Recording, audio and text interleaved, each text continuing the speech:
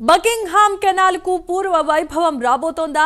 ఎప్పటిలాగే రవాణా సౌకర్యం అందుబాటులోనికి వస్తుందా? విభజన హామీని కేంద్రం ఆచరణలో పెట్టబోతోందా?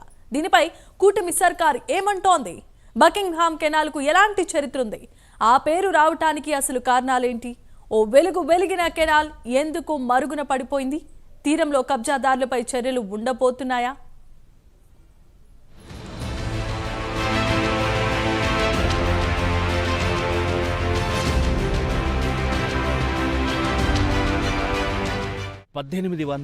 లో బకింగ్హామ్ కెనాల్ను బ్రిటిష్ వారు నిర్మించారు.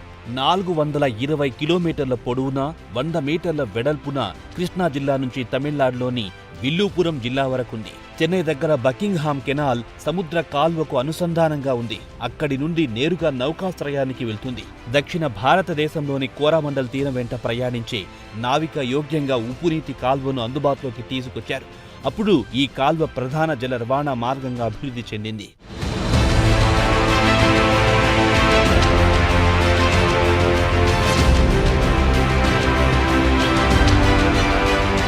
కాల్వకు అసలు పేరు కొక్రేన్ కాల్వ.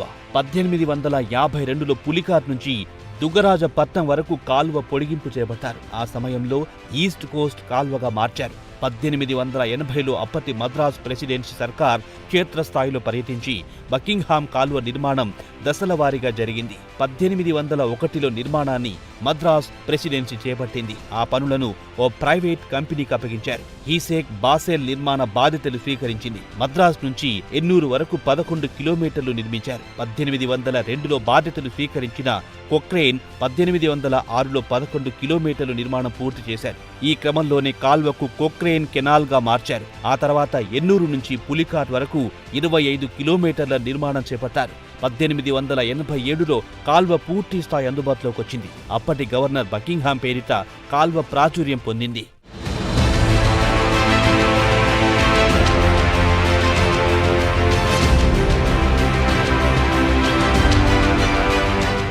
ఏపీలో బకింగ్హామ్ కెనాల్ 257 కిలోమీటర్ల పొడవున ఉంది. 1876-78లో కరువు కోరలో చిక్కుకున్న దక్షిణ భారతావనిని కాపాడినట్లు చరిత్ర చెబుతోంది. 1880 నుంచి 1940 వరకు తక్కువ ఖర్చుతో ప్రజా సరుకుల రవాణాకు ఎంతో ఉపయోగపడింది. దేశ స్వాతంత్ర్యం తర్వాత దీని ఉపయోగం తగ్గింది. 1965 తుఫాన్తో కాల్వ దెబ్బతింది. 2004 సునామీ సమయంలో ఎంతో మందిని కెనాల్ కాపాడింది.